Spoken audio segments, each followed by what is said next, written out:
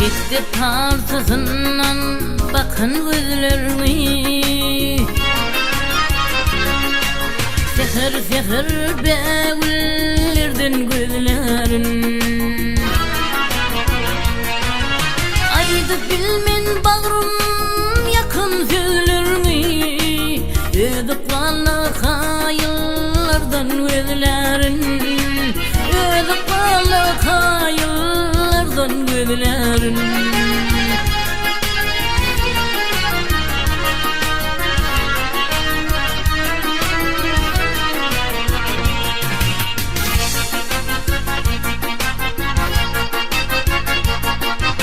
Seher yeli saçın sıypağı senne, gözüm gözlerinde arzum sinne.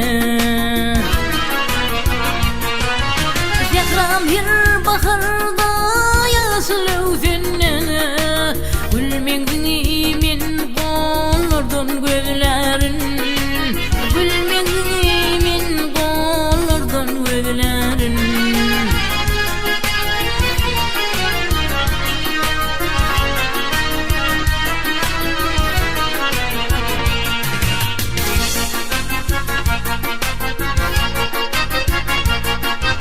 Fasıllardan çemin bağlasa yıllar, yol olur yol bulur uza bir kollar. Yetiştikçe barha kıyılır oğullar, min kişini kemillerden gözlerin, min kişini kemillerden gözlerin.